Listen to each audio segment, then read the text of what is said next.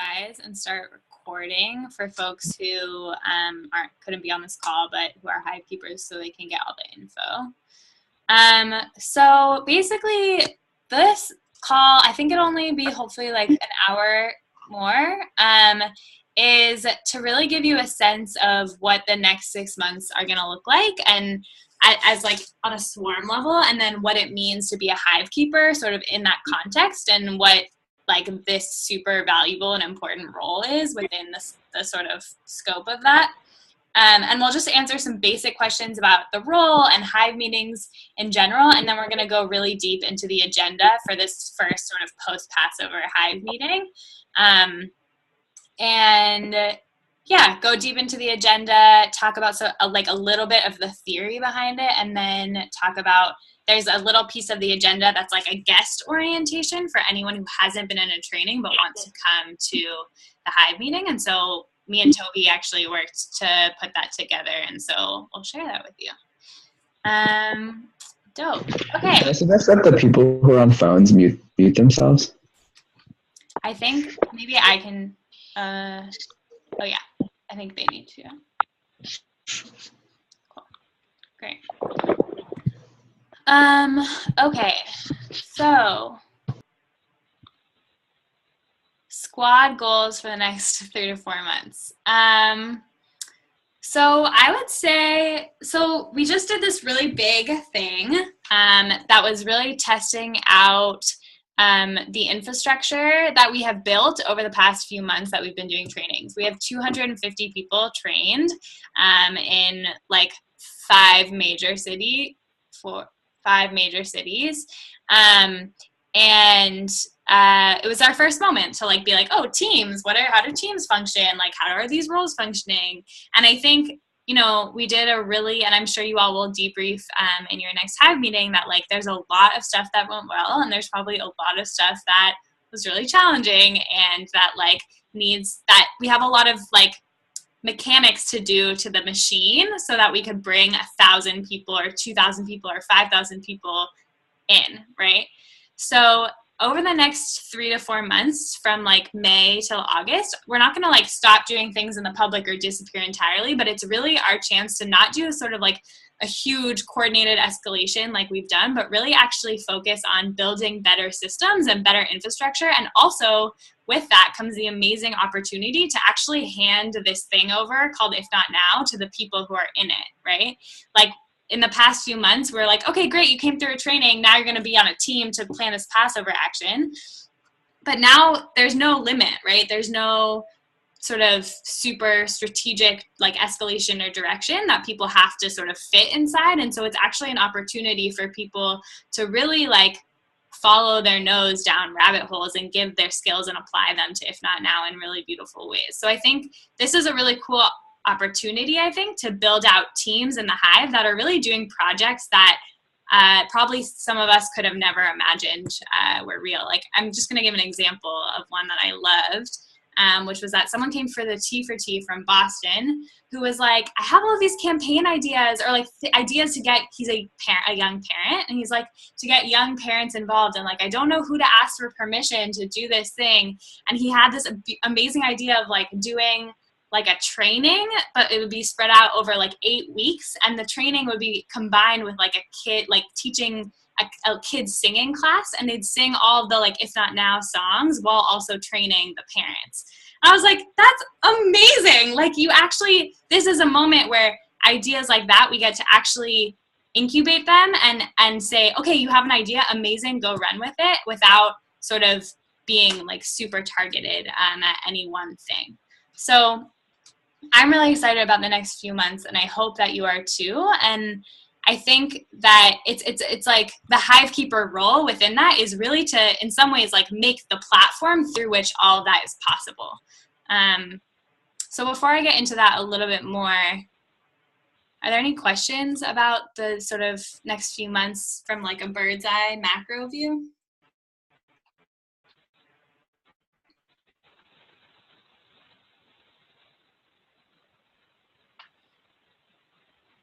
Cool. I just want to note also that it doesn't mean that we're not like going to disappear from the public or not do actions. It just means that like not everyone is going to be doing one thing in the Sweet. Who is the 978 number that just came on? Hey, it's Molly from Boston. Hey, what's up? Do you want to just introduce yourself super quick? Just say your name and your PGPs and one highlight from Passover. Yeah, sure. My name's Molly. My preferred gender pronouns are she, her, and I led my family's theater for the first time. Wow, call out the vote. Amazing. Cool. Okay. Now so Molly, we just finished talking about sort of the bird's eye view of the next few months being to really build out the systems and infrastructure and allow people to sort of follow their, if not now, dreams. And we're about to talk about what does that mean for you all as Hive keepers. Cool. Okay. Share screen. Okay. Can you all see my little PowerPoint over here? At least those of you who are on the phone. Yeah. Cool. Okay. So what does that mean for Hive keepers, right? So I think about this in sort of three main buckets. And different like people on the Hive keeper team might actually take different roles that like speak to one or more of these buckets. But this is sort of how I think about the jobs of the Hive keeper sort of writ large. So one is to keep the culture. I think that one of the like most powerful things that I've heard about the trainings is that people actually coming out of it don't really remember any of the content. What they do remember is the culture. And actually it's not on the trainers to maintain that culture out of the trainings. It's actually on the Hive keepers. And so it's a huge task kind of to like make sure that the culture that we're fostering within the movement itself, once people leave trainings, is actually developing in like a positive and healthy and accessible way, so that it can really be very like flexible and allow a lot of other people to come into the movement and feel like, oh, like this is true to what I experienced in the training. And is just like a continuation and allows me to actually dive deeper and build more relationships and all of that stuff. So I think that's like one huge piece of the Hive keeping role, is to really like support the Hive in developing a super positive culture, both like within, relationships interpersonally and also just like as a whole. And we'll get into a little bit more of what that looks like and means. The second thing is infrastructure. So sort of what I was talking about around like setting up these systems and teams to really support people in connecting with one another, and really being able to make their dreams come true in an if not now setting, right? So making sure that both the needs of the Hive are being met. So like if there was no one who wanted to like fundraise, for instance, or like manage the bank account or something, like that would be on the Hive keepers to be like, I'm noticing that there's this gap that exists, and who can I actually pull in who I know would have the skills to fill this gap, is interested in it, and really actually setting up systems, right? So the Hive keepers, their job isn't to actually, fill the gaps themselves. It's to have sort of the bird's eye view of the local and be like, oh, who are all the people and what are their skills and where can I piece people in a way that makes sense and that they'll be happy and feel good. And that will also be sort of good for the whole. And the third thing is leadership development. And I know leadership development, a lot of people have different sort of associations with leadership development given sort of their context or whatever. And in this context, I really mean like investing in people in your local, like being like, meeting with them one-on-one, really pulling in a lot of the people who might have come through trainings, but like might have like been lost in the process of action planning for Passover. Really asking people like, what do you want to give to this and what do you want to get out of it and how can I support you in making those things happen? So a lot of that is about identifying skills, identifying strengths and weaknesses, checking in with people as they sort of take on new roles, because that's a way that we not only support individuals but also support sort of the collective, in terms of like identifying problems that are happening or dynamics or patterns or whatever, and then brainstorming with people like fixes or solutions. And I think a big part of that is the apprenticeship model, right? So we don't do this very well in the training yet, and I'm excited to bring it into the Hive, is like there's this cool apprenticeship model that don't have a lot of time to go into now, but it's like basically the idea is that it's co-learning. So like someone who has more skills, say in like writing press releases, will actually like pull in someone who doesn't have any idea in press, like how to write press releases, and be like, here, like, let me show you how. And then ultimately, like, their objective is to step away. So one of my teachers in decentralized structure says that, like, the success of a decentralized structure is built on people training themselves out of jobs, right? And so, because that actually allows us to grow and grow and grow and develop more and more skills. And so our jobs as Hive keepers is really to make sure that that kind of apprenticeship is happening, so people aren't left on their own without any skills, but also those skills aren't being bottlenecked in any one person. Any questions about this? I'm gonna pause here for a minute. I'd love to hear just responses or things that you're thinking also.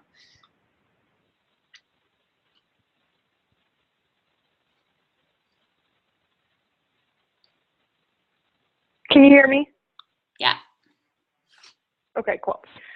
This is Sarah in DC. I guess just something I was thinking about was actually after the Hive meeting before the Passover action, it was like intense planning meeting in a lot of ways. Like we were figuring out a lot of logistics for the action. And afterwards, Beth, I hope I don't embarrass you, was like, we had a really productive meeting, and I feel really bad because we didn't do like anything relational. So that's something that we've seen coming up here too, is like at Hive meetings, is how to hold the culture while also like still getting like some of the tangible things done too. And that's like a dynamic we've struggled with. Totally. Do other folks resonate with that? I can't see your faces, so I can't see if you're nodding. I feel that. I feel like there's a tension sort of more generally. Like in my experience, like a lot of JVP meetings I've been to, like focus a ton on like cultural stuff and like education and like relational. And like, I feel like it's sort of the opposite end of like, then the meeting is sort of pointless and like nothing happens. And I just feel like there's a balance there that is like, or like a tension that like could potentially be in balance. Mm-hmm. Yeah. Hi, this is Molly from Boston. I just want to hop in to say that I know that when we were planning the Hive meeting post-action right now, one of the things that some of the planners were thinking of scratching was our resonating, because it's just like we don't have that much time.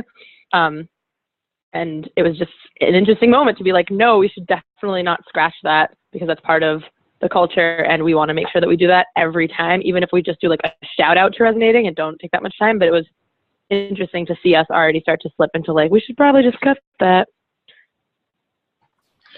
Yeah, this is Cynthia from New York. I like all this conversation. I've recently been having discussions with people. When we were in the jail cell after the Passover action, the women spent a lot of time talking about how it's easiest to how the people that we see really stepping into leadership roles in New York City are people who already are close with people who are involved in If Not Now, and how much like those relationships strengthen people's ability to take risks. That is what we're asking of people. So I'm really excited to think about how the relationship between like action planning and doing stuff on the ground, and between the relational work, how that's like actually how If Not Now has correctly located that as a really accurate and necessary tension. And I'm also excited. I feel like in New York City, we have a lot of people who were able to plug into the training team and to the actions, but that there are a lot more people who've come to trainings who want to get involved in more of like Shabbat dinners or like artistic endeavors or like messaging, and we haven't had as much space for those things yet. And I'm really excited to think about or to like build that over the summer. Yeah, I'll add to that. This is Toby from New York. So I came in and kind of stepped into a big role without having a lot of those relationships predetermined for me. And I think something that I'm seeing a lot of well, one thing for the last Hive meeting we had before the action, which we distinguished from an action planning meeting. Those are kind of two separate things. But our last Hive meeting, my main takeaway was like people are coming for a certain amount of time and committing that time, and it's really up to the Hive keepers to make sure that it's meaningful and figuring out what that balance looks like. Because on the one hand, I think like I think it was negative to have too much anxiety over, we want to make sure that people's time is being used in a certain way, and sort of having kind of like a capitalist outlook on what that would look like was kind of detrimental to the general atmosphere. And so that like actually, even if it's not a lot of physical time, like allotting an appropriate amount of time and actually following through with any sort of like meaningful community building things, like that's really important for the Hive keepers. But kind of with what Cynthia was saying about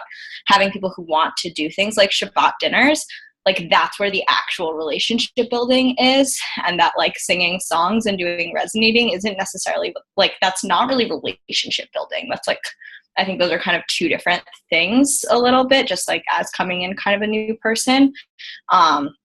There are definitely people with the built-in relationships. And again, like the things that are going to happen at a Hive meeting are not necessarily the things that are going to make people without pre-existing relationships feel like they have them. So really creating the space for people to, in like this like kind of leadership development branch of this, to really take that on, and that's not necessarily what's going to happen in Hive meetings. And that doesn't mean sacrificing relational work, but that does not create like personal relationships. It is a through line for the culture that's created at trainings. Yeah. Cool. Yeah, totally. So I think so much good stuff is coming up. I would just want to pull out a few things.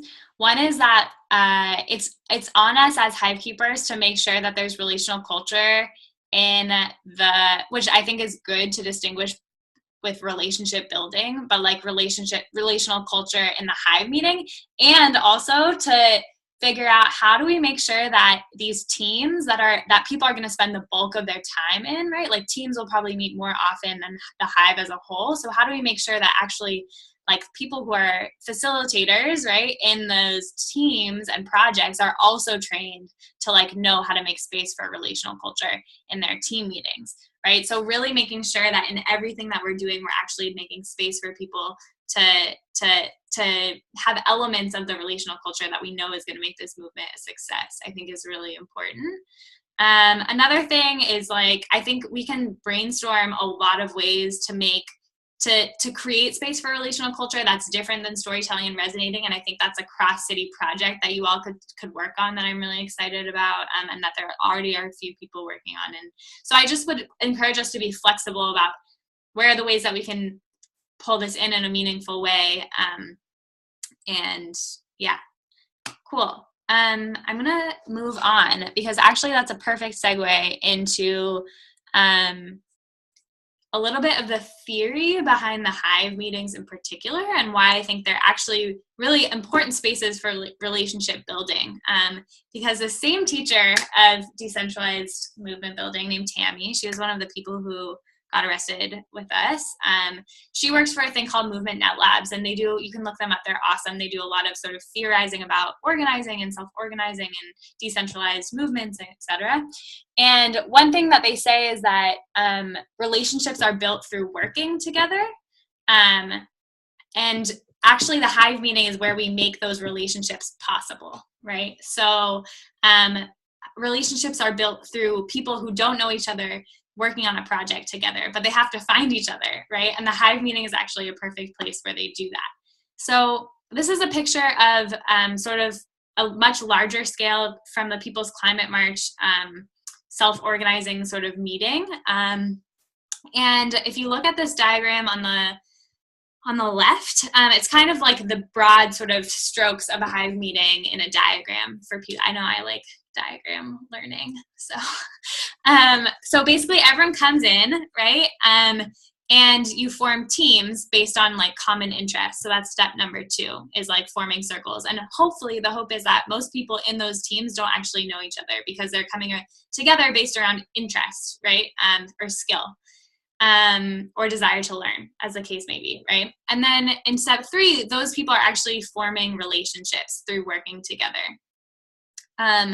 So that's a really important part of what makes sort of decentralized networks a success. But also what makes them a success is step number 4, which is that there also has to be cross-pollination between those teams, right? There have to be avenues of like communication that are informal and formal. So that's one reason why we have, for instance, coordinators or messengers of each team, so that if one team wants to communicate with another, they know exactly who to go to, right? But also there have to be informal avenues of connection and communication so that just information can travel faster, right? If I'm just chilling with my friend, chances are like we're going to start talking something about, like, if not now, and that's actually a good thing because it's how information travels and passes in ways that don't have to be so static and formalized. And then number 5 is like we go out and we pull more people into those sort of layers of connection and working together. So that's just a little like nerd moment for anyone who's like trying to see the bigger picture. But what does that mean for the actual facilitation of Hive meetings itself, right? So I think there's 3 main elements that sort of correspond to like this slide around how we keep the Hive. So those were culture, infrastructure, and leadership development. And I think that sort of 3 elements to bring into the Hive meetings are growth. So making sure that Hive meetings are sort of friendly to bringing more people in, funneling them towards trainings. That's why we're going to have this guest orientation, right? To really be sort of another point of contact between someone who's like, oh, like I'm interested, if not now, not sure I want to spend 2 days at a training. Like, let me dip my toes in and see what it's about. So we really want to orient the Hive towards growth, right? But also growth because we're taking people who have come through a training and really actually absorbing them into roles and into teams that are then hopefully going to grow the movement in other ways. The second thing is connection and culture. So that's what we were just talking about, relational culture as like a sort of really super key element to Hive meetings. Right? It's our chance to really actually just model how it should be for the Hive. And so it's really important that we get some like skills and good thinking around what like good modeling of relational culture is. So that's between individuals, between the collective. And again, we talked a lot at the T for T, and I'm excited to bring some of this to the Hive Keeper training in June around what it looks like to actually create really relational and accessible culture, right? So how to make our culture like feel good internally, feel strong, but also feel super flexible in terms of bringing people in, so that someone who comes to the Hive meeting who's never done an if not now thing and knows no one in the room is like, oh, people were so friendly. Like they use language that I understand. Like someone made sure to explain everything to me. Like they seemed genuinely interested in who I was. Like I really saw myself in this thing, right? So like all those things that we want people to come in and be super comfortable are really embodied like in the Hive and the way that we facilitate things. And then I think the last thing is just purpose, right? Allowing, and this is sort of akin to the leadership development element around like, we want to make sure that there's space in Hive meetings for people to connect to other people who they're passionate, who they share passions with, and to really create what they want to see in this movement. Any questions about that?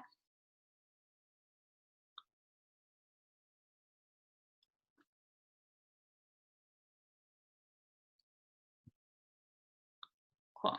So this is just that broken down into like, what are the actual pieces of this thing? So I want to really encourage you all to like design templates and agendas that like make sense for you. And so there is a sample agenda that I'll run through, but you're also allowed to totally and have like total permission to be like, oh, here are the elements, like I actually want to do this first, or like this way, or like whatever. So I just wanted to provide like, here are the elements. This is one way that it looks in like a sample agenda. Feel free to like mix them up. So growth, right? So growth happens in downtime and the welcoming. I really like the practice of like assigning someone whose role it is to like welcome people to the Hive meeting. Often like it can be people like go towards with their friends, and so it's important to like be like, oh, could you just be like a friendly face to be like, hey, who are you, welcome, like yay. You know. Also, this guest orientation that me and Toby will go through is, I think, a really key element of growth. And then culture connection, so singing and games, going through our principles, and that can be like there's so many different ways to think about how you want to integrate principles into the Hive meeting. Storytelling and resonating, or some kind of like relational vulnerability eliciting thing. Tone, place, vibe, etc. So all of those things are about really setting like an atmosphere and tone that make people feel like, oh, I'm really glad that I came to this thing. Yeah. Purpose. So setting like a big picture for where the movement is at. So we'll talk about that. I think that's really helpful. Like people come to the Hive and they're like, oh, I'm siloed in my own thing, or I don't really have a role, like what's going on? And they get to be reoriented sort of to the whole and then choose a part within it. Self-organizing, so choosing teams and projects. And then communication and clear next steps. So it's so essential that at every Hive meeting, we know when the next Hive meeting is and any other dates that people need to know, and that also people have really clear next steps and roles and methods of communication for coming out of it. So the point of that is also to get all of that stuff established. Any questions before we dive deeper into the sample agenda?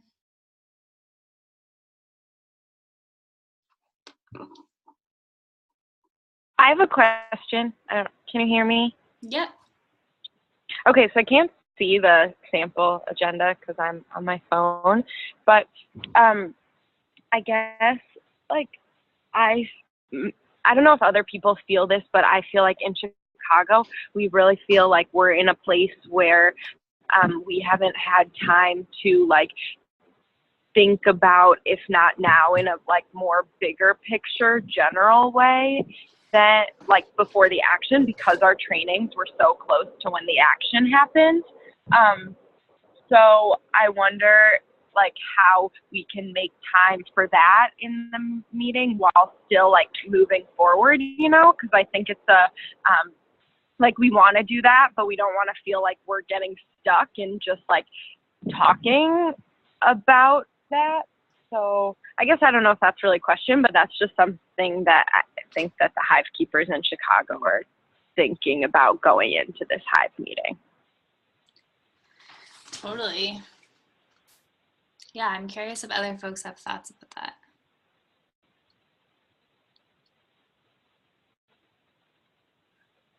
One thought that I have, Nina, is that makes a lot of sense. Oh, sorry. I almost said something, but you can go ahead. Okay, you're after me. Is that the Hive meeting doesn't have to be everything, you know? Like, you can think about, like that might be actually, you might be like, oh, that's actually the most important thing that our Hive has to think about. And everyone who's in our Hive should think about that thing. And maybe you want to replace self-organizing or with that thing, or maybe you want to replace debriefing the action. And you're like, okay, we're going to have the debrief of the action on a phone call next week. Or maybe that's a conversation that you're like, oh, maybe that's actually a conversation that 10 people in the Hive actually really want to have, who can just bottom line making that happen and have it happen like outside of the Hive. So I think I want us to get into this moment of like flexibility where we're like, oh, someone identifies a need of like, oh, I really want to talk about this, or like, I really think this needs to happen. And and the response is just like, great, like, let's make it happen. And it could happen in this format, or it could happen in a different format. And I think both are fine. It really just depends on like what you think, like who that people who should be in what conversation, who those people should be. And yeah.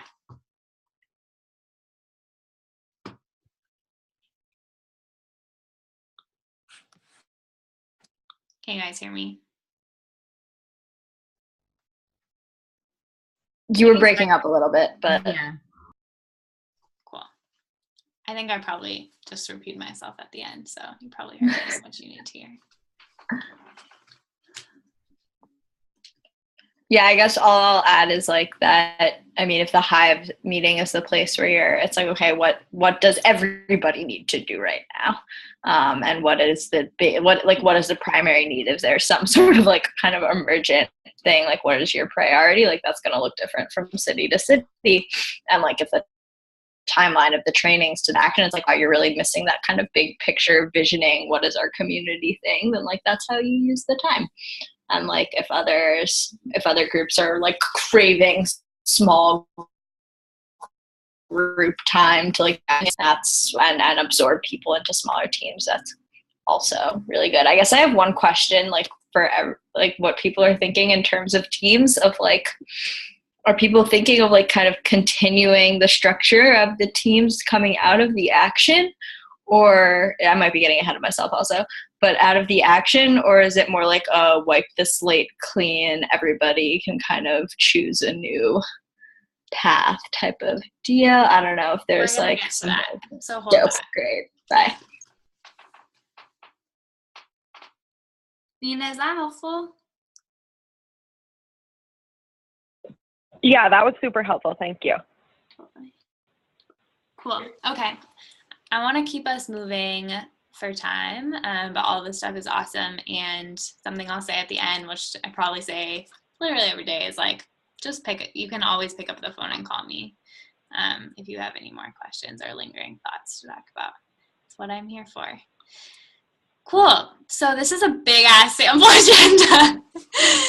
Get ready. And I'll send it out for those of you who are on the phone. And Boston is having their Hive meeting tomorrow, and so they're actually going to test out this agenda and let us know what the pluses and deltas are, so we can adjust accordingly.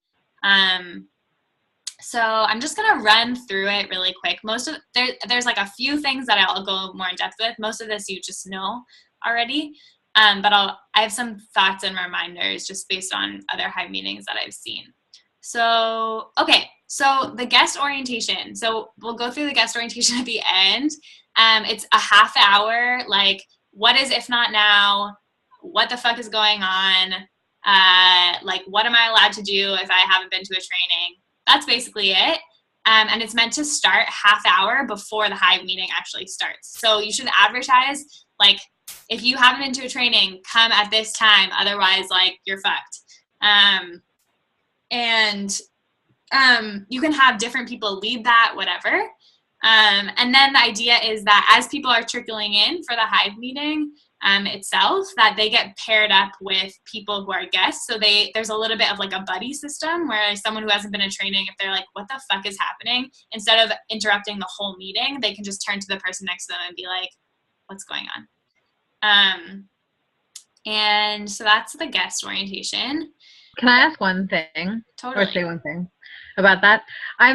That could totally work. I'm thinking about how in New York, a lot of the times it's pretty difficult to get people to like come, not necessarily on time with things, or like people just have really complex schedules that they're working around, it seems. And so like if we say, hey, 6:30, then someone might come at 7, whatever. And I just want to float whether you all as a group think it's feasible, which may not be a worthwhile conversation now, but to like have people come at the same time and then do some sort of like circle breakout group where like one of the groups is the new people, and that orientation happens at the same time that other groups are doing like other relational work together, and then everyone gets mixed together after that. Or I guess like want to see if that seems viable, or if there are strengths for splitting it up time-wise.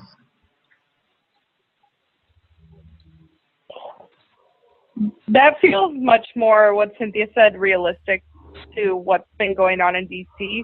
What we've done in the past 2 Hive meetings is actually do like 7. It's a potluck. Everyone brings something to eat, and it's just 30 minutes of socializing, and then 7 o'clock the meeting starts. And I think that's been really good for 1, socializing time, and 2, to prevent people from being really late. And I just think logistically, I can't imagine a way we can have a little bit of leeway for everyone and have a 30-minute guest orientation. It feels really hard to imagine. Mm-hmm. Totally. So yeah, so the idea is just like fit this in somewhere. It could also be in the debrief. Like in this agenda, there's like a debrief of like the Passover action, and maybe guests don't need to debrief the Passover action. So maybe you like do that here, right? Like it could be different for each thing. It's just really important to fit in somewhere, and somewhere like relatively near the beginning of the thing so that you can really orient people. But I think, or you could do it while people are eating at a potluck or whatever. Thank you. Yeah, totally.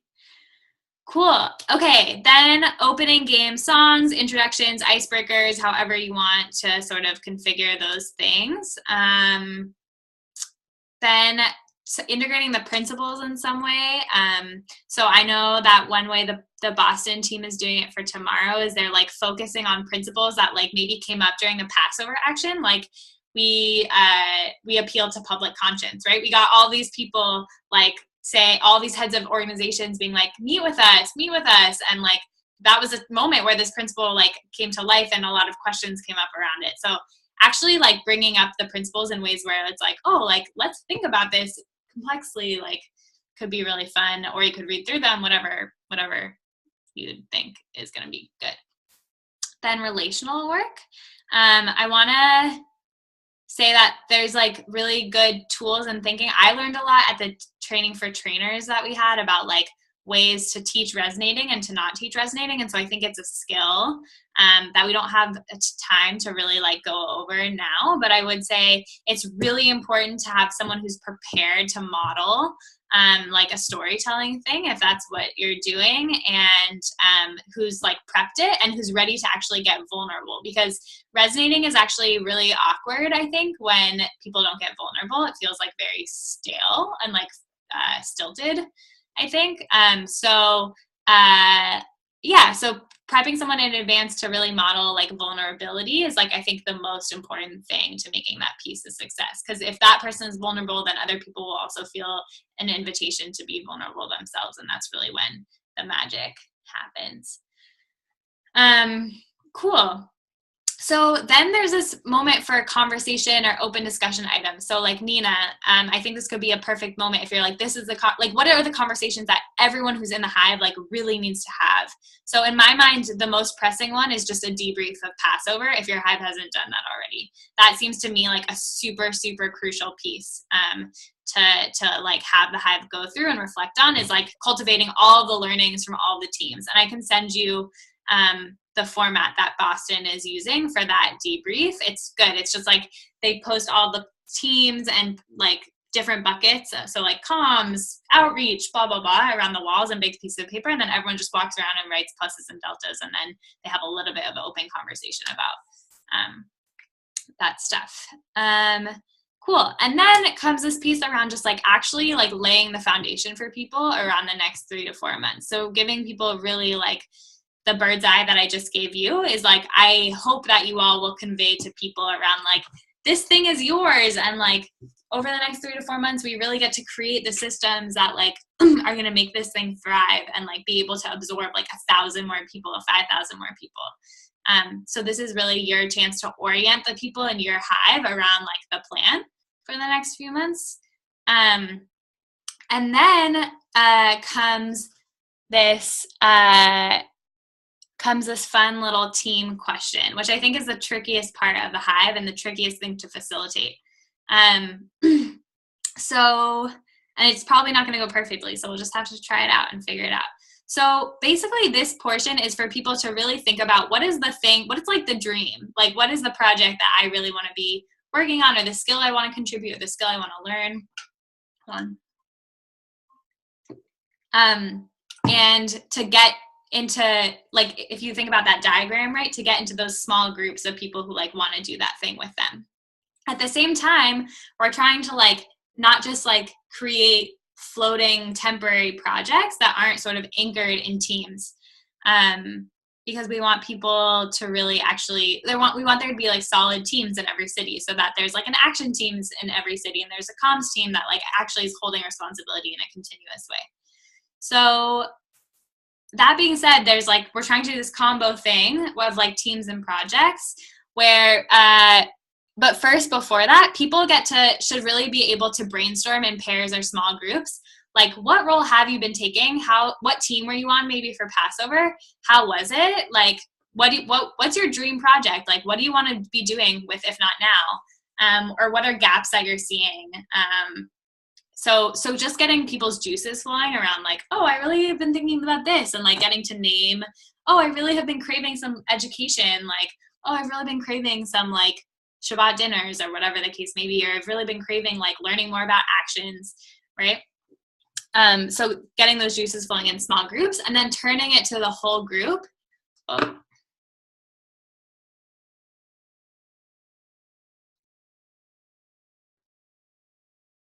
Can you all hear me?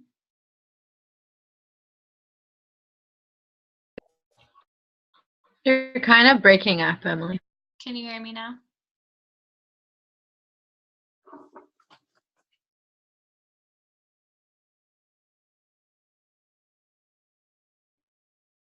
Good? You're a little frozen. Oh, yeah.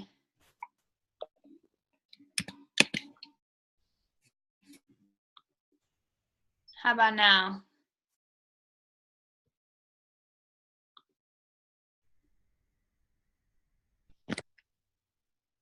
I think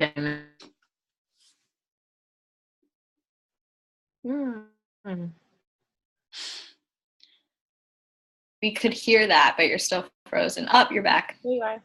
Okay, cool. Sorry, y'all. I'm on Xfinity Wi-Fi, but I'm worried that if I switch, the whole call is gonna end. So I don't know what to do. it's better now. Okay, that's for next time. So yeah, okay, so doing a small group brainstorm and then doing a big group brainstorm. And the way that I would do which is just to really actually get people to have an expansive sense about like what the Hive could be doing and what are all the different buckets, right? So the way that I would do this, and you can play with it, is to list all of the possible buckets, right? So you're like, okay, great, come back from small groups. Here are some possible buckets of teams that we could form at this Hive. Some of them might have 2 people in them. Some of them might have 10 people in them. But here they are, like actions, campaigns, communications, community building. I would do community building / education, fundraising and finance, digital, like ritual, right? So listing, and I could do a more expansive list, but listing just a lot of different buckets, because that'll also actually jog people's imaginations around like, oh yeah, ritual, I actually like had this idea for this thing once. And then I would take like an example of what a project might be in each of those buckets, right? So because what you want to do, people don't really understand what the buckets are. They have narrow understandings because a lot of us have never done this shit before, and that's totally fine. So like finance and fundraising, what's a project that someone has an idea that for? It's like, oh, I want to do a fundraising campaign with like all my parents' friends, and everyone's like, great, okay, what's an example of like, what are some ideas that are coming up for actions and campaigns? Great, what are some ideas? And then you get to also, it's really important to be like, are there any other ideas that don't actually fit into any of these teams? So one thing that's come up was like someone at a training was like, I really want to cook for If Not Now. It's like, amazing. That's what you want to give? That's awesome. So maybe there could be like a kitchen team or something else, right? So feel free to add, the point of giving people the buckets is actually to jog people's imaginations, not to limit what they can do. And then people, so I'm going to stop there. Are there any questions about that piece? So I have a question that I guess goes back to what you were saying earlier, Emily, about like groups needing to talk to each other. So as a Hive keeper, I think I need to have a better understanding of our full picture strategy, because I think I need some help understanding like what are like one-off actions in phase 1 that are like strategic and what like are less strategic. So I think that that's something that I just need a conversation on, and I'm guessing I'm not the only one. So real. Yeah. So one thing I'll say about that is that what we're moving towards and I'm like praying that this is going to happen sooner or later, is that once you go through a training, you're just like a member of the Hive, but to take on a role in like the 5 main buckets: actions, campaigns, comms, training, right? This already exists for training. It's like a level up training where you're like, oh, like I went to like most people who go through the orientation, they have no fucking idea what the strategy really means because like we spend half an hour on it, you know? So like, of course people don't understand what's strategic and whatnot. So then it gives people an opportunity to be like, I actually really want to learn about campaigns and actions. And then they go through like a 2-hour level up training where it's like, oh, okay, like this is what phase 1 really means. This is what's strategic. And then they can plan actions. We're not quite there yet, but we're like moving towards that direction. So that's a good thing to know for the Hive keepers. And in the interim, yeah, Sarah, I totally feel you. I think it'd be awesome for you to organize a call for people in the Hive around that question. And I think this is the moment where we really get to figure that out.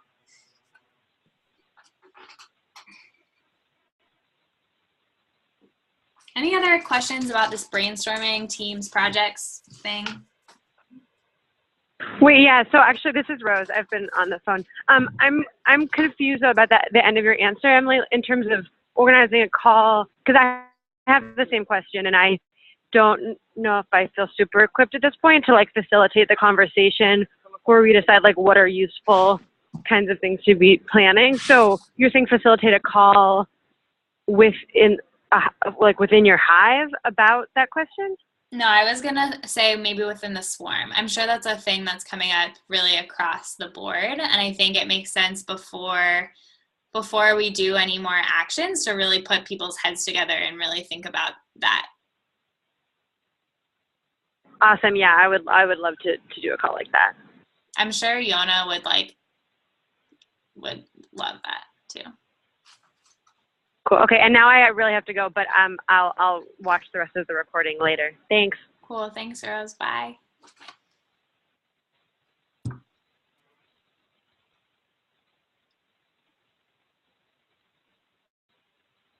Cool.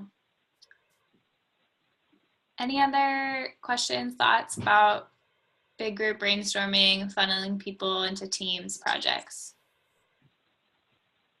I have a question. This is Beth. So are we giving people the big buckets and then they're thinking like within and then outside of, or are we like having them get to those buckets by like starting with the project and team ideas and then we're kind of putting it into those buckets like organically? I think like the facilitation of how we explain it is sort of, or how somebody in the Hive explains it is really important in terms of building the infrastructure. So I guess which way would you suggest that? I would go macro to micro. So give them a little time to do brainstorming about projects in small groups. And then when you come back, be like, awesome. Like you probably have a million ideas of things. Because we were trying to build like some kind of long-term infrastructure, we have like a few buckets that we want to categorize some of these projects into. Here's the 8 buckets. It's totally fine if your project doesn't fit neatly into one of these buckets. Either you can be like, I want to form a new team, or I just want to do a project that's outside, or you can just go to a bucket that you think most closely aligns with it and just like find your people, you know? And we already have those buckets. It's communications, community building, action campaigns. Like those are the set, more or less. I can add to this. I would put communications and digital separately, or you can put them together. Like part of this is, it does require a little bit of flexibility, but I can definitely add to this list so that it's more comprehensive. I think it might be helpful just in terms of facilitation, because Yeah. I can't necessarily think of them off the top of my head right now, all of them. Yeah, I'm happy to do that. Thanks. I'm just thinking about the facilitation aspect, and I'm wondering, sort of like challenging that a little bit, because I think part of this is going to be a little bit like it sort of lends itself to also debriefing on the action of like, okay, what about the structure of these teams that we just used worked and didn't work? So we will like have talked about that a little bit in the debrief, but I think it's also going to kind of transition into these small groups. So in terms of like introducing the small group brainstorm, I wonder if it would actually make sense to kind of lay out, these were the teams that we just worked with in our kind of like beta. Like that's how I've kind of been thinking of the Passover action, is like, this is like the beta for our structure.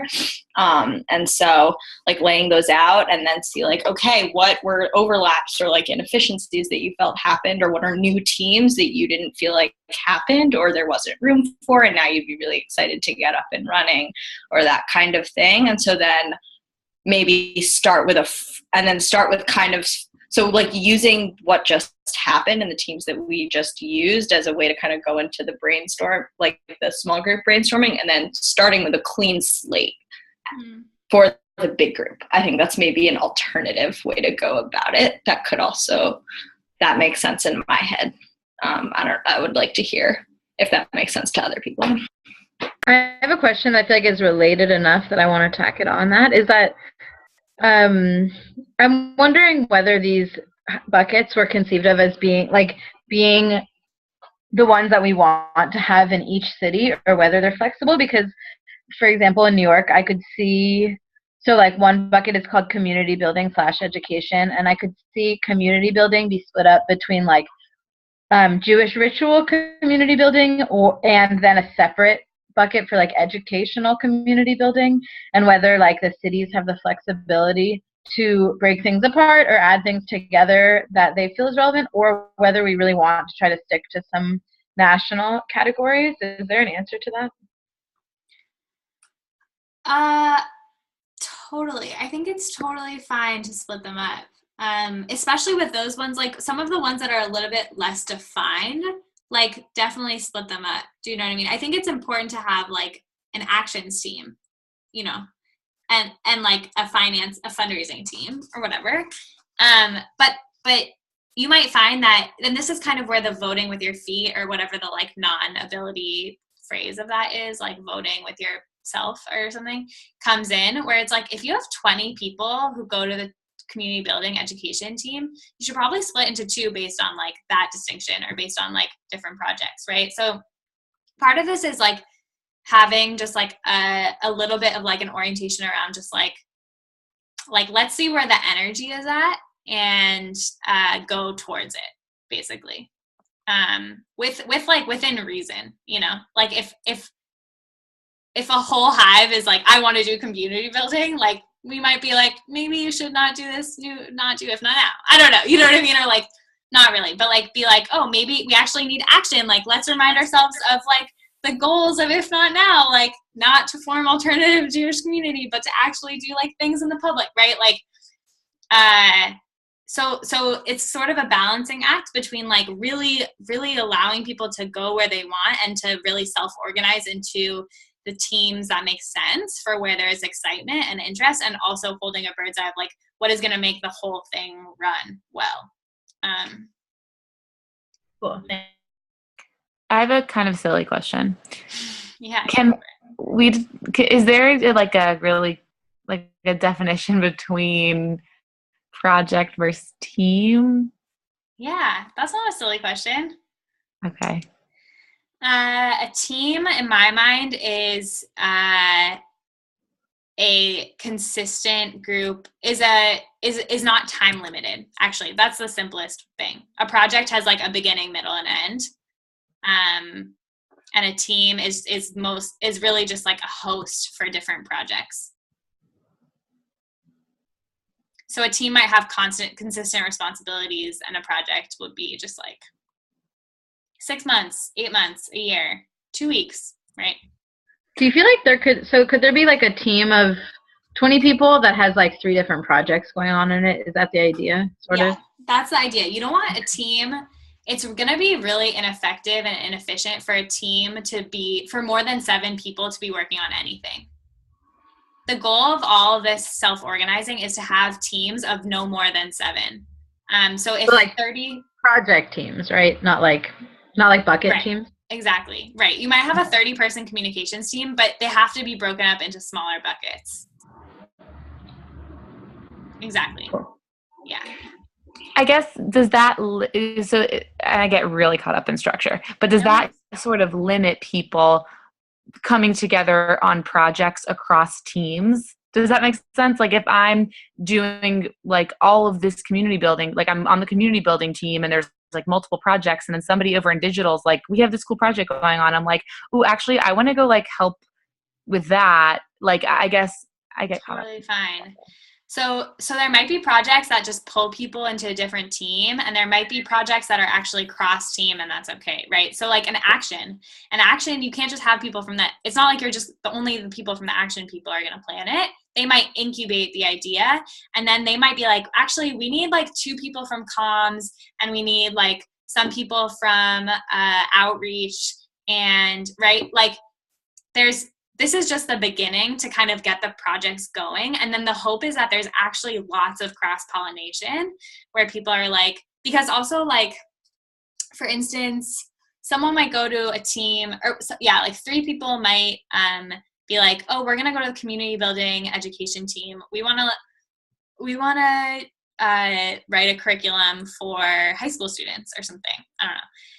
They might be like, oh, like, actually, none of us know how to write curriculum, you know? Like, 3 people might be enough to do that, but we don't have the skills or resources to do it within this group. So let's make sure to find someone either within our network or outside of the Hive who can help us do that, right? So the teams they're not meant to be, like, so limited in terms of once you have a team, you stick with it. Once you have a project, you stick with it. They're really just to, like, get the energy like flowing, see where there's energy to make projects and ideas happen, and then be like, oh, what do we need to actually make this happen in reality? And then there's like lots of, hopefully there'll be like online infrastructure and et cetera, where people could be like, hey, Emily here from project whatever, online photo campaign. Like, we're looking for a photographer. Does anyone know one? You know, things like that. Cool. Thanks.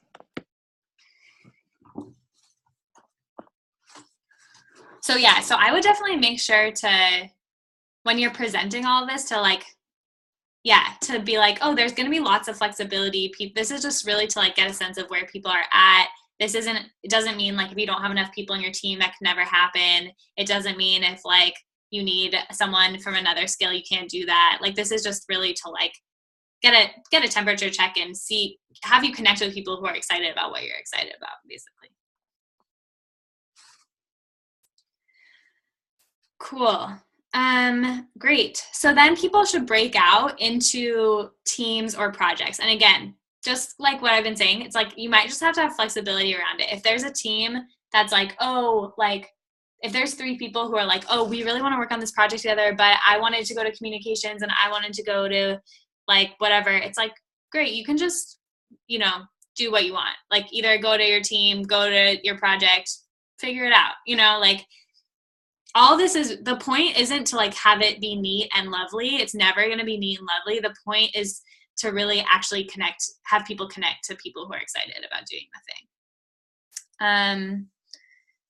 And then you can provide people with like little slips of paper with these 4 things. So like do a go round, have people do names, PGPs, what drew you to that team, what are you excited about, where is their commonality, make sure that they like break up into the smaller groups like we were talking about. And then at the very least, every team should have a bottom liner. So who's responsible for like moving it forward and like communicating with everyone.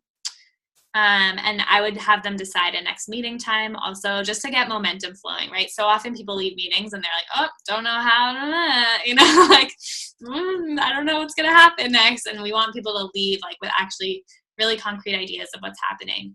And also don't forget to have a sign-in sheet so that people's info can be written down and all their email addresses and contact info can be written out. And then I would have the whole group do pluses and deltas at the end of the meeting, just so it'll be really great intel for you to know what to do better next time, and really great for the group to feel like their tensions or whatever were aired and they feel listened to. And then announcements and closing. That's that. Cool. That's really cool. Cool. I'm just gonna barrel through the fucking guest thing. Toby, do you want to barrel through it? Yeah, sure. Cool. This is like the quickest rendition of the guest orientation. I trust you all as people who like know, if not now, well, to like figure out what needs to happen and elaborate and all that stuff. But I'll just swing it over to you. Yeah. All right. So quickly, the purpose, guests, so that like guests who have never experienced If Not Now before can keep up. So that can include people who were at the action and like just joined in, but like don't know all the lingo and like are super amped, but don't know actually what's going on. So that people can feel welcomed into the culture and the general vibe of it, which is maybe an argument for also doing this like after like doing a big song with everybody, figuring out what makes sense for you in your city and structure it into the meeting as you please. But then also to channel people into trainings. Like here's a little taste of what you will get in a training in terms of our structure and our goals and all of that. But like, hey, if you want the real deal, go to a training. And then here, I'm just going to go through what the process is, but basically it's the understanding what if we want people to understand what If Not Now is, understand how to get involved, and also buddies, that which we mentioned at the beginning. So yeah, so do a little go around, and maybe like in that go around, like what is one thing that has brought you here? And so a lot of people like, that dope action, I saw it online. And then yeah, so then you can kind of like split this up if you want to like pull people from who are trainers in your cities to help facilitate. That could be a really good idea. So you're not like at the front for the whole meeting. You can pull other people in to help facilitate this if you want. So really the kind of basic like bits is like go through the origin story. So summer 2014, state that our goal is to shift the American Jewish support for the occupation, and really that this is a popular movement. So we are here to target the public and create a moment of crisis. So I think maybe like even using the principles for this could be helpful, but also just kind of running through these basic points works. That it's a movement of young people, and I like this is kind of an exciting thing that I've seen since the action of like older people being like amped on it, and that's going to be an interesting thing to figure out how that works. But for now, that we're honing in on we are the next generation. And that this is a decentralized movement, so that we're working on these principles, and anyone acting in accordance with the principles can be empowered as leaders and can act on behalf of the movement. And so that's just the basic what is If Not Now. And then structure, going through the structure and membership. Emily made a dope little visual if you want to go to that. I'll go through it after, I think. Okay, cool. But yeah, so, and then basically run through everything that we just said about the teams and the projects and the roles, and that like everybody's there we want everybody to be able to bring their strengths and their expertise and whatever connections they have and whatever they feel like they have to offer in, and to use it to the best of their abilities. And that happens through the team and project structure we literally just worked out. So that will be, and they will get to actually see that unfold, because this intro will be happening at the beginning, so you won't need to spend too much time on that. And then you'll want to go through the agenda for the day, and this is something that we were thinking about in general, like for future guest orientations, is that it would be good for Hive keepers to kind of go through the agenda of that particular meeting. And so what are going to be what are like essential parts of the structure of the movement that really apply to whatever's happening for that meeting that day. So like a guest orientation might look different on different days, like for different Hive meetings based on what the Hive is up to. So if like there are certain elements that are particularly relevant, you're going to want to focus on those. And if there are other things that are less relevant, you can leave them out. But so tailor it to really serve that initial purpose of being able to keep up at the meeting and know what is going on. So that was fast enough. Perfect. Speed was amazing. Yeah, and the last thing is I just made this image. Basically, I think the main takeaways are like, it's like a kind of, we're going to have to navigate what it means to have people who haven't been at trainings in Hive meetings. And yeah, here, let me make this larger. So we call those people guests, and that they can participate in the Hive meetings and in local teams projects, but it's important that they know that like actually they don't know what's up, like that actually it's to really take on responsibility in the Hive, to take on roles in teams projects, that they need to go to a training. So they can't make proposals for discussion at Hive meetings. They can't create teams or projects. They can't take formal roles in continuous teams or projects. So one example would be like, there's this woman, Ariel, in New York who hadn't been through training, but she participated in the arts team and made amazing shit for the action in New York. And that was totally fine. But if she had been like, here's, like, obviously there's a certain amount of judgment we have to exercise in terms of like, who's a person, how much do we trust them, but really people should be funneled. She's like, oh, I'm coming to the training in May. So yeah. So yeah.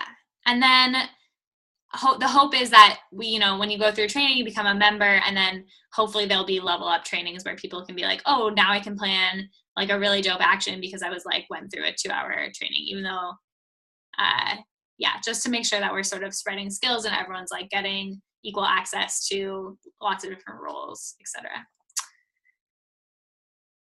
So that's the guest stuff. So I want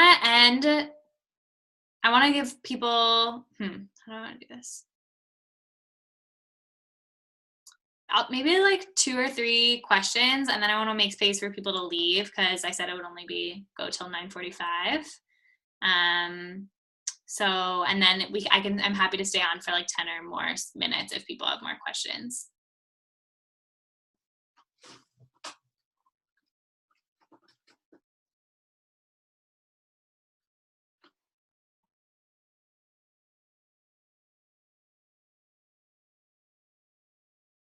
Thoughts, feelings.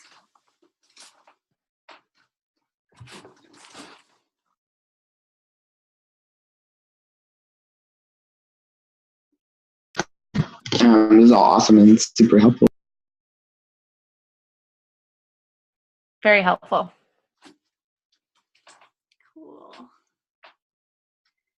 Cool. Okay, maybe to end, and again, definitely feel free to stay on if you're like, I just have a particular question about this or whatever. Maybe just everyone can say 1 word or 2 words about how they're feeling. I'm going to stop sharing. And I'm going to send out all this whole thing to you all. Cool. Let's go to Nina. How are you feeling? I feel like I have a lot of good ideas that I want to bring back to the other Hive keepers to really vision how we're going to move forward in the next couple of weeks. Oh, Beth. Hi, this is Beth. I feel really refocused, and I'm excited to bring that focus and infrastructure to DC. Cool. Austin. I feel a little overwhelmed. There's a lot of information, but also really trusting that the stuff is set and good, going to happen. Toby. Yeah, both daunted and excited. SBS. I feel excited because I feel like actually the direction we're going is like a big step into decentralization, which is exciting. And I'm feeling a little, I don't know if overwhelmed's the word, but like all over the place. We have a training coming up too, and I just kind of feel like I'm doing a little bit of a lot, and I kind of want to focus more on one thing. Real. Okay, y'all. I'm feeling really grateful for all of you. I'm really excited to see how this goes forward. Please hit me up, especially like I would say Nina and Austin, where you were the only people from your teams to like make it through all of this, I'm more than happy to get on the phone with anyone from your team or with you or whatever, and like to support you all in bringing this. And yeah, I'll send out my phone number, and you all have my email. Yeah, really stoked to see all the fucking genius and brilliance that comes out of all of your hives, that you're going to be really key in supporting. So thank you. Feel free to stay on if you want to ask specific questions. Bye, all. Bye. Emily, I have a question. Good night. Cool. What's up? I always have more. Always. I love your questions. You're always like, oh, my question. I'm like, oh, your question.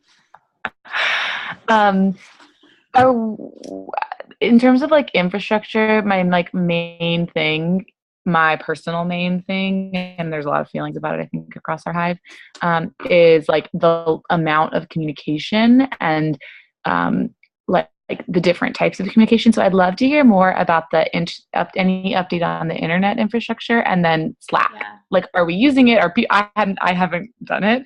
I'm really wanting to, because we need something besides email. Because for me, I feel like people are checking out, because it's like there are 7,000 emails, and if I can't read them all, like out of luck, or that kind of feeling. And I feel that way. Like I feel like too many emails. I can't do it. Totally. That's really good feedback. It's really hard for me to know what people are feeling in the hive because I'm not in one. So that's really helpful. I'm really, really excited to use Slack. Now we just have Slack as a resource. And I think that's like its fucking tagline. It's hashtag like corporate marketing is like less email. So,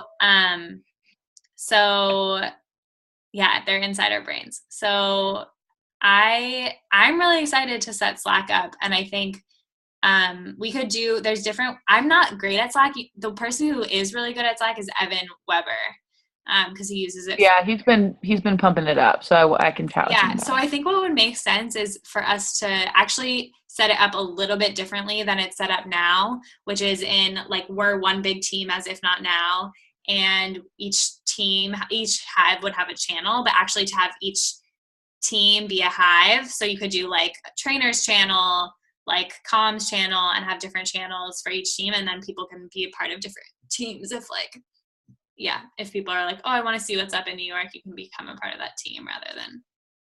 So that's what I think. I'm gonna maybe reach out to him about. I think people don't know how to use it is the problem. So I think that I wish I had been a little bit clearer about the comms infrastructure on this call. I think that would be good for hives to move forward, is like to try and push the Slack. Yeah, because I would love it just even at our next hive team meeting to be, even if we're not like doing a Slack training, if we're like, we're going to be using this, like never fear, like we're going to be setting up some sort of like training on this, and like this is sort of the idea and the goal, and like just some of that, because I don't know, I feel like with Trump and it even with the training team, it causes confusion around who's doing what, and then some people not getting information that they need, or too many people just like, and we have a group meet, and we have email, and we have Facebook, and there's just a lot of different channels, and that's all. But I'm excited. I think it's awesome. Is it an app or is it an online thing? I don't even know what Slack is. It's both. So, it's an app that you can have on your phone, and it's like you can access it on the computer. Okay. I think we should be moving towards like the other thing about the email stuff is that, and the online stuff is that we have a meeting. We're already in the online platform that like is being developed for decentralized movements. We like I've already started beta testing it, and we're having another moment to like put everything on it this week. So I'll send. So it's different from Slack. Mm-hmm. This is okay. This is like it's it's different from Slack. It's basically like a series. I'm not a good comms person, but it's like the series. It's a series of linked. What is that called? Like not tumblers. blogs. It's like a series of linked blogs, and whatever. It'll become clear. You'll figure. We'll do a webinar. It'll be fine. Great. Yeah, I think it's good to know for the meeting, just like status and like what should people be using right now and when will be changing, or like what are the primary and these are the secondary, or like, I don't know. For me, it's helpful to have like the purpose of Facebook is for this, and then the purpose of email is for this, and then it's at least limiting some of it. Totally. I think the only thing that Facebook is good for is like the all swarm page. Totally. Cool. Okay. And that will quickly, I think, be phased out. I'm not sure, actually. I don't know. Facebook will? I'm not sure. I take it back. So, well, yeah, TBD. That's TBD. Cool, though. Whatever. I'm going to send an email, actually, Beth, about Slack, because I think it'd be awesome if every Hive could move to Slack at the next Hive meeting. Love it. Cool. Okay. I have another question. Oh, yeah. What's up? I just like listening to structural questions. So our main challenge has been around roles and like people, and just because we had like two big actions, one after the other, and then like one in between and a training in between. And I mean, everyone's doing a lot of things, but I feel like there have been a couple of people holding a lot. And so me and Sarah are trying to do more work around leadership development and all of that, all the stuff that we know we need to reset. But I think a lot of the source of it was around like roles and role clarification. Mm-hmm. And I'm actually not quite sure how that kind of fits loosely into the project team structure. Yeah. Because like the coordinator and the messenger became the same, and then the action team was planning everything. And it worked. Like it really did. It did work, but a couple of people were holding a lot, and it became a thing. Mm-hmm. So, is your question about the 4 roles, or about the 4 roles? Mm-hmm. Yeah. Okay. Yeah. I'm not trying to bring it together. No. It's real. I think we need to do more thinking. I'm not the expert on the roles. The person who is really important, and I can give her, she was like, please give people my phone number, is Helen Bennett, who lives in Boston. And she whatever, for whatever reason, she just really has a lot of practice and is really good at the roles. So I can pass her info on to you. I think I went to Israel with her, by the way. Like a long time. She knows everyone. She's like the queen. I was at a Shabbaton with her. Yeah. She's really, it's really intense. So my understanding of the 4 roles is that the messenger, and I can send this out. These are all amazing questions that I think probably everyone needs to know, even if they don't know.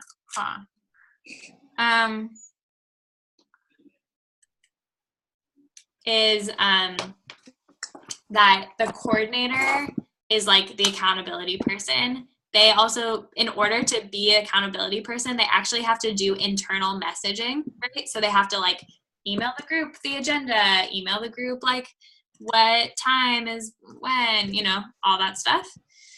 The facilitator is like the relational person who also facilitates meetings.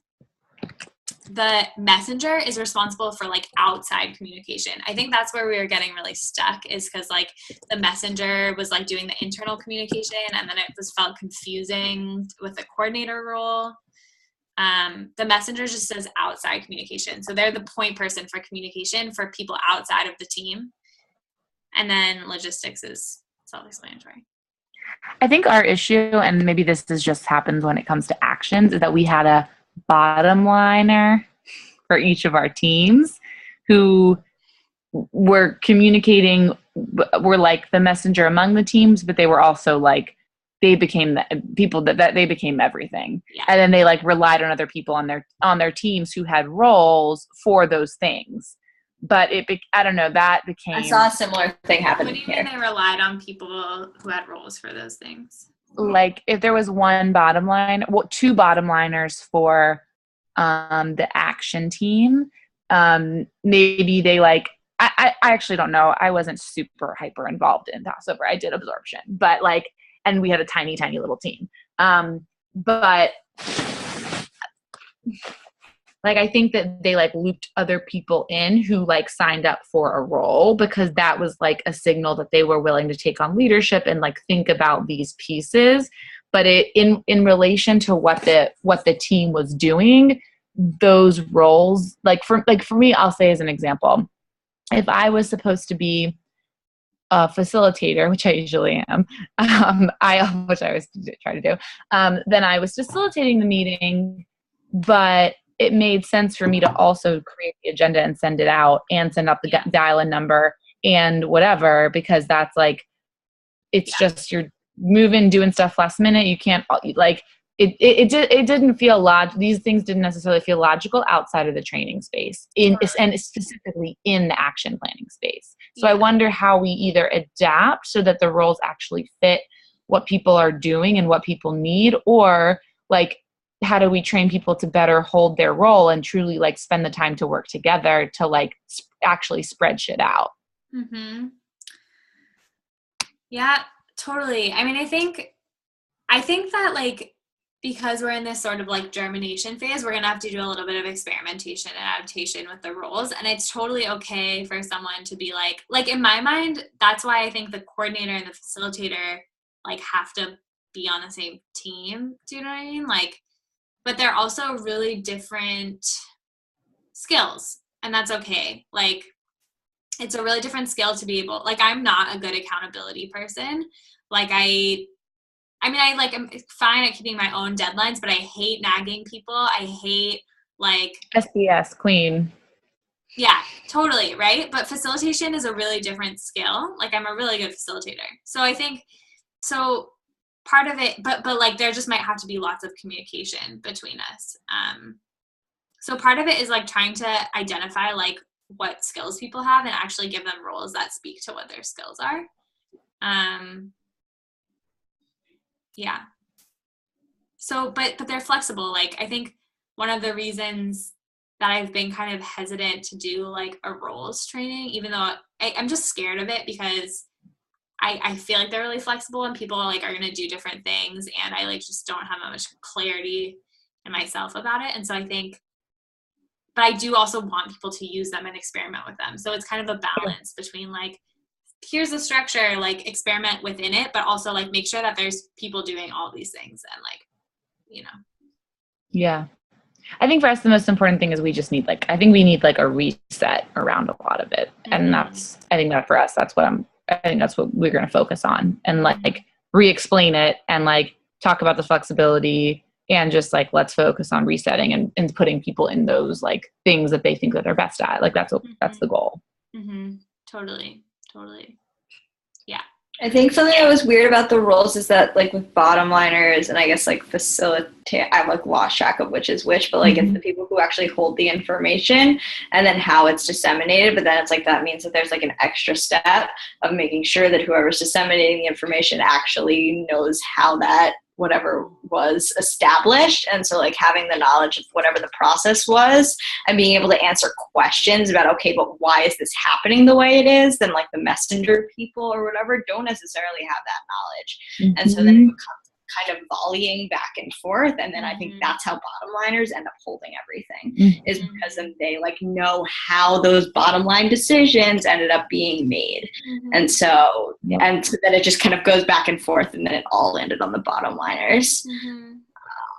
So yeah, I think that's kind of what happened. So maybe we just do away with this like bottom liner thing. Cause like if you're a bottom liner, then like the idea is that you are holding everything. And maybe unless there's like, I don't know. I'm just saying, we're like big fans of that in DC, is like having a bottom liner and like the bottom liners coordinate. It's the clearest role. It's the clearest role. Right. It's the clearest thing. And so, but yes, it was like the coordinator / bottom liner. Ooh. CB. But I also send everything out to the whole swarm too. It's like, oh god. Yeah. Totally. Yeah. I don't know. I think I might ask someone. I think I need some outside support around it, and I think we'll talk about it at the Hive Keepers retreat, which I know you can't come to. Neither of you can come to. I'm really sad. But yeah. No, it's okay. I know don't, it's okay. I'm just wanted to like service it. I'm Totally. servicing for myself, but like, I think that's the main thing we need to reset on is like spreading stuff out and truly modeling decentralization and like recognizing that even if it didn't go that way, because we had two big national actions right after the other, that like we're still here in this whole, we still want to do this. We need to just experiment more. Mm-hmm. Totally. Yeah, that's helpful. Yeah, I think now I'm just talking to you guys because you're my friends and I like you. But so feel free to exit at any moment. But I think, I'm still recording. So should I stop? Okay, I'll just keep, it's probably useful in someone. They make it this far. Yeah, I think that, I think what's a struggle with all the structure stuff is that there's just so much material, and there's so much complexity, and it's really hard to like, but also like when you don't start with everything, it feels like it'll never happen because people get into patterns that then make it hard for the things to happen. So I'm trying to figure out like to me, I was like, oh, maybe the roles aren't essential now. Maybe we'll just do a roles training for all the bottom liners of teams in the month when their teams are more established, and then they'll do roles in teams. It's like, I think that there's like some element of that Hive Keepers have to decide, like, what is the most important thing right now for people to like get into, and then how can we like figure out and adjust all the other pieces accordingly. Because like people are trying to figure out their interests and trying to do the work, and then also trying to figure out roles, and also trying to figure out like it's just, like communications platforms, and it's just like feels like, and that's the nature of like being in a movement at the very beginning, is there's just like a ton of shit to figure out. And I think maybe that's what it is. Maybe it's just front loading like at the Hive meetings, like all of this, like you'll notice that over the next 3 months, like things are just gonna like change, and things are gonna like new innovations are going to happen. We're going to like have to like fit ourselves into different things because we're just experimenting and to see what works best. Mm-hmm. Yeah. Yeah. Also, I think that like making ourselves as like making the Hive Keeper position sort of like troubleshooters for the different teams. So that can include like, okay, this person is taking up too much. Can you help us figure out how to like divide up responsibilities better if the roles aren't working out as planned? Like really trying to figure out, and that's going to be kind of, and then it'll end up being tailored to like, okay, who are the individual people in this group and what are their strengths and all of those things. It's like, it's not going to be one size fits all. But then another cool thing is like, we can kind of then shout out to the other Hive Keepers, like, hey, does anybody have a team doing this really well? Can we get them to talk to each other and stuff like that? But I think the idea of like troubleshooting for group dynamics and responsibility things is something that's going to be very important for Hive Keepers to do. Totally. And it's daunting, but it's cool. I'm glad you said that. Oh, sorry, what were you going to say? No, I was saying I'm glad you said that before I started my Hive Keeper outreach. Yeah. And something that something I've been thinking about is we got a lot of this material from sort of an offshoot of the Momentum people called INE, and they have a swarm training coming up in 3 weeks starting like May 14th, 15th. That is like, that's Helen's thing, right? That's Helen's thing. Yeah. And it's going to be like the very basics of decentralization. So like a lot of the actual training material isn't that useful because it's like intro to principles, like intro to decentralization, intro to like roles, intro to front loading, etc. But I've been thinking about trying to maybe get some, if not now, people up there to just like get Hive keepers to like get together and do some troubleshooting around structure stuff. So I don't know. I can't go that weekend, but I would love to. I'm like, I keep saying I'm like living in July right now, and there's all this cool stuff coming up, but I'm really living in July.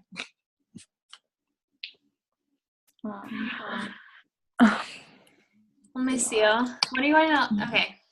I'm gonna actually sign off. I know we're recording and it's 10:15. But thank you, Emily. Can we make a time to talk with Cynthia before, like, if we're doing the housekeeping? Bye. Totally. Bye, Beth. Yeah. Do you think that she should come to our meeting on Thursday? We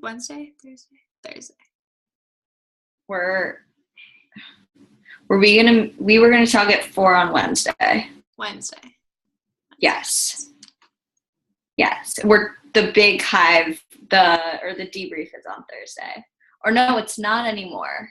No, it's on That's Wednesday. when the J Dinner is. Yeah.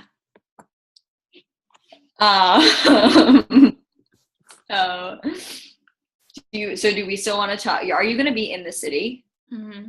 I'm going to be in Brooklyn. That's fine. I'm mobile.